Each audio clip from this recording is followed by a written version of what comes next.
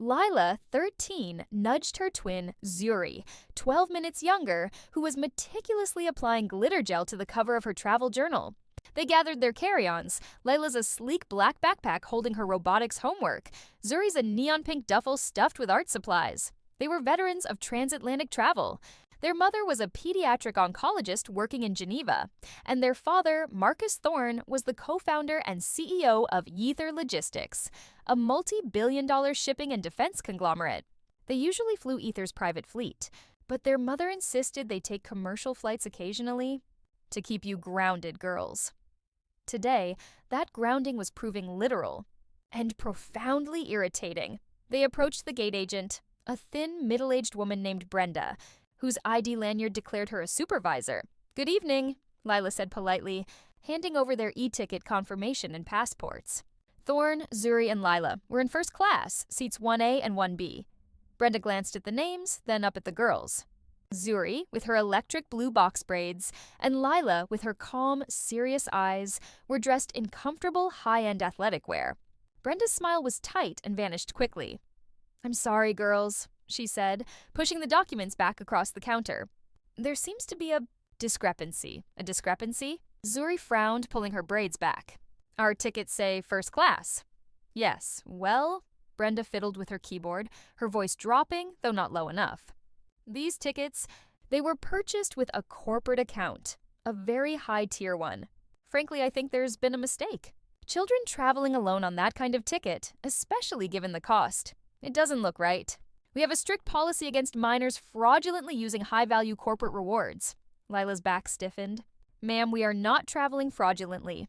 Our father bought these tickets. He owns the corporate account." "And who is your father, dear?" Brenda asked, her tone shifting to patronizing amusement. "Marcus Thorne," Zuri announced, drawing herself up to her full height. "He's the CEO of Aether Logistics." Brenda laughed, a short, unpleasant huff. Two men in business suits behind them glanced over, whispering. "Right. And I'm the Queen of England. Look, girls, your guardians can't just buy these tickets and send you off alone. I need to speak to an adult who can verify your identity and your relationship to this account immediately. Otherwise, I have to assume these tickets are invalid, and I'll have to deny boarding for security reasons." Lila reached out and put a hand on Zuri's arm before her twin could unleash a perfectly articulated, withering rebuttal she'd learned from their mother. This wasn't about security. It was about Brenda's disbelief that two black teenage girls could belong to the Marcus Thorne account. "Ma'am, the flight leaves in 10 minutes. My father is in Dubai on a military contract signing. My mother is in Geneva performing emergency surgery. They are not immediately available for a voice verification," Lila stated, her voice shaking slightly with contained fury. "Please look at the names on the ticket. It's the Thorne corporate account. My last name is Thorne." "Everything matches." Brenda pushed the documents aside definitively. "I'm sorry. Denied boarding. Now, if you'll step aside, the other passengers need to board." The two men behind them pushed forward. Zuri was furious, tears of injustice welling up.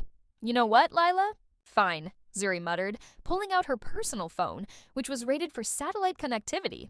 "If she wants a phone call with our dad, she's going to get a phone call with our dad." Lila understood immediately.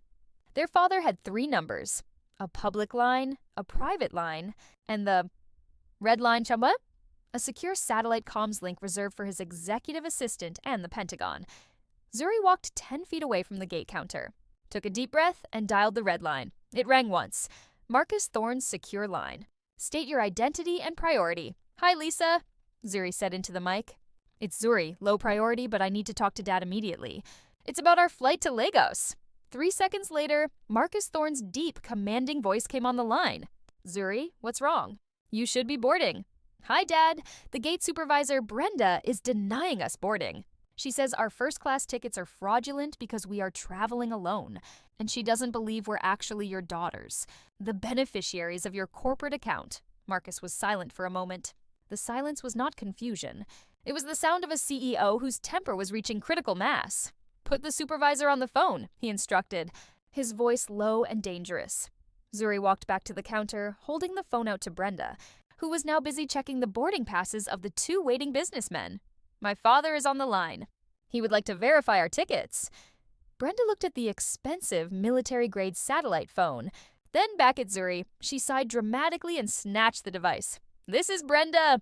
"Gate supervisor," she said crisply into the phone, her voice regaining its professional veneer. "Sir, I need to know why 2 minors are attempting to use a highly restricted Aether Logistics corporate account. This violates—" "You are denying my daughter's boarding because you don't believe they are my daughters?" Marcus Thorne cut her off, every word calibrated for impact. "Are you aware of the financial and legal liability you assume by doing that, Brenda?" Brenda blinked rapidly. "Sir, I just need verification." "The verification is the transaction history, which you clearly have on your screen.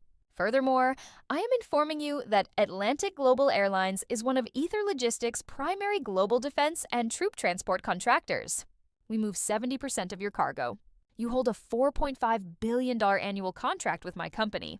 Do you understand that?" Brenda's face went white. She stammered, "Yes, sir, but good. I don't care about your procedure right now. I care about your judgment.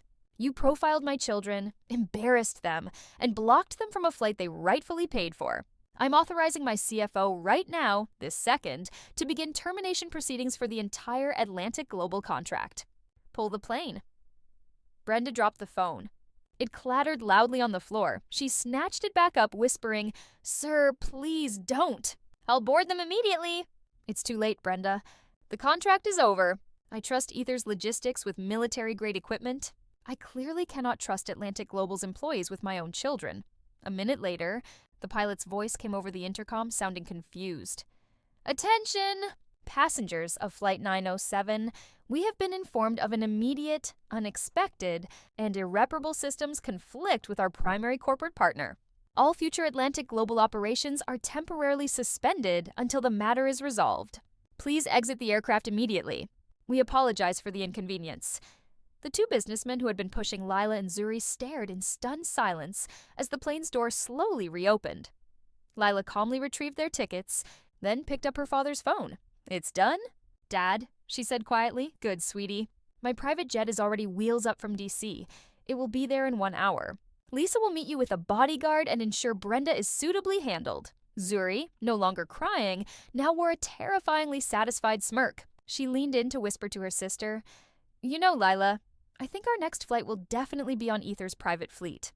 Lila just shook her head, a small, weary smile on her face. Justice had been served brutally and efficiently 12,000 miles away.